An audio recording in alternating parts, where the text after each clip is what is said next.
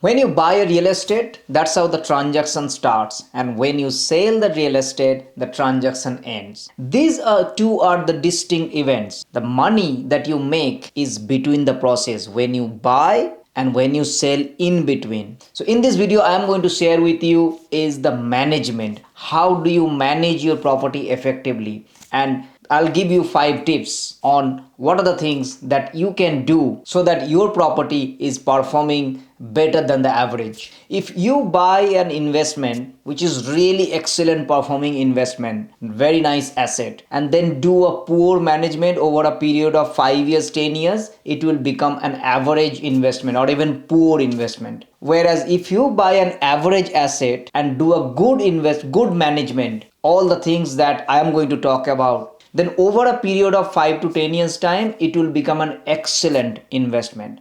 So the money that you make is in between. How do you manage effectively? If you manage effectively, if you do things right, then your property will become an excellent performing asset. So if this interests you, then stick around. Tip number one, finding the right tenant. Too often I have seen that people are investing in real estate and then once they buy the property, then give it to a property manager and the property manager choose the tenant. And they, as an investor, they don't even look which tenant they are coming, and if they have multiple applications, the decision then leave it to that property manager. And property manager is managing hundreds of properties and they will treat your property just like any other property. Whereas you as an investor, it is your pet. You need to make sure that you get the best tenant. Currently the market is quite hot, and if the market is really hot, it means in terms of rental properties, it means that there are 4, 5 or 8 applications you might get if you have an investment property in the right areas. So your goal is to choose the right tenant. In my opinion, I would rather go to somebody who is even paying $10-20 less but have a good rental histories, demonstrate their good incomes. I would rather go to this kind of tenants as compared to someone who is on Centrelink, on who does not have a good stable income and whose rental history is not good, and who is also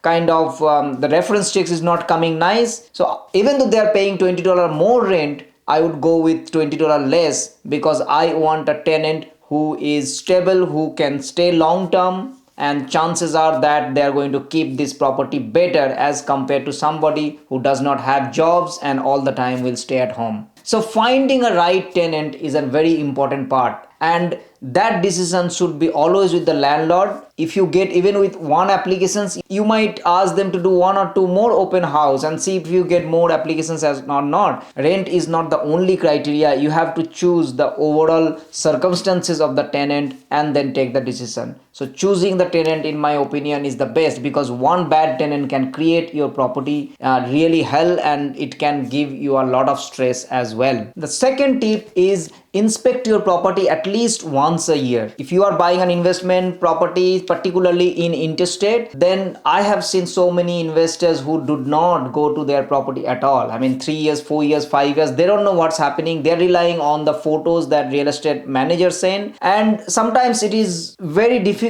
to know what is happening unless you unless you see that with your own eyes. So in my opinion, I would always go and inspect my property once a year at least, know what's happening, have that conversation with your real estate manager and find out if there is a damage or if there's something that is happening in the house that can cause a significant amount in future. And more importantly, knowing into that how your tenant is keeping the property, and you can sometimes have a look in you, I mean with your own eyes. Once you look into it, you would be able to see that. So inspect your property once a year is must. If you are living in the same city, then you can always go with your property manager during inspection and just see what they do, get to know, ask questions, and if something you see that it is not right, you can ask question through your property manager, why is it so, why the tenant is doing like this, and you will get to know what is happening. Yes, that is what it is important to inspect the property once a year. At once a year is a must for me. Tip number 3 is read the inspection report thoroughly. Property manager, when they do inspect the property every 6 months or every 4 months, and depends on which area and how your property manager is doing, you get a report of different photos, different areas, what's what's happening, read through thoroughly, understand each and everything that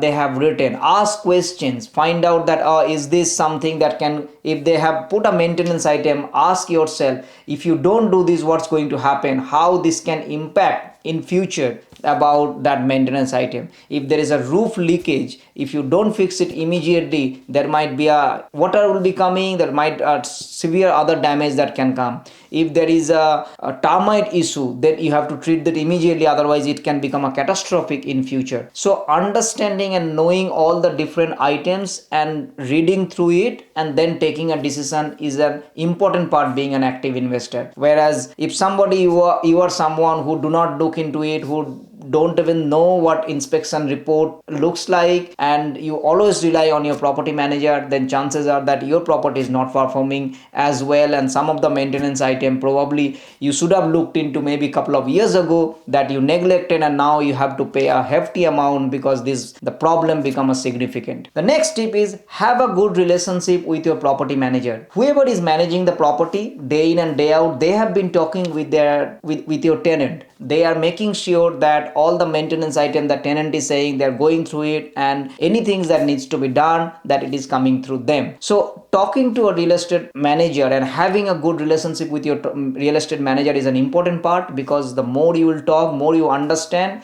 and if they themselves as an investor is a plus point for you, because they will also look for a investment point of view and how it is performing. You can do a brainstorm session and find out that what can you do to add rent in future, what can you do to make sure the property is lucrative, and all sort of questions you can ask them, and they will be answering those questions, and you'll become a better investor. It also helps you that, consider this, like there are two investor A and investor B. Investor A never talks to a property manager, and investment B talks to property manager regularly. Which investor will get a benefit from the property manager, you think? Yes, investor B, because that person is continuously talking and continuously having a relationship. So if as a property manager they would think, oh, I need to attend their property better as compared to A, because they are in touch, asking questions, I better answer to them, and it's a human nature. So I would always say that having a good relationship is going to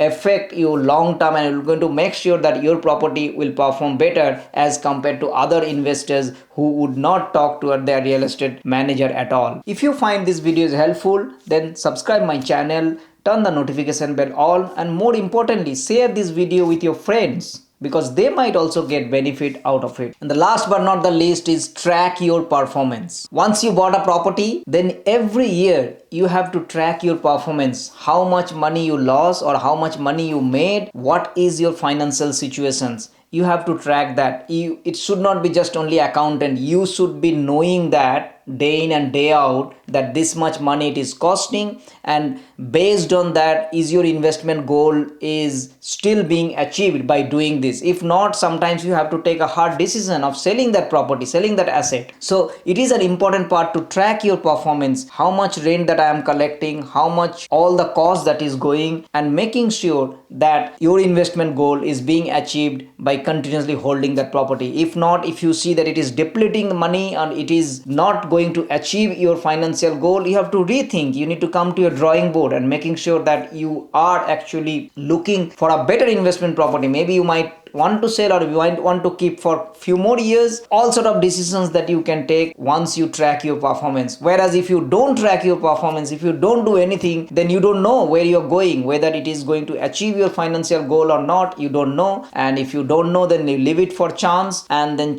leaving it for chance is not good. Then you will end up going somewhere where you don't want to go. So investment is not only about just buying the property and leave it as it is. As I said, that management is the key, and if you do all these 5 tips that I mentioned, I'm sure that your overall performance will be much better, and then 5 years, 10 years down the line, you will become a sophisticated investor. Ask yourself this question: as an investor, what are the skills that I am gaining? What are the things that I am doing over a period of time that make me a sophisticated investor, that make my asset perform better than the other assets? It's all about comparison, and the better you will do, it will make more profit, and you will achieve your financial goal much faster.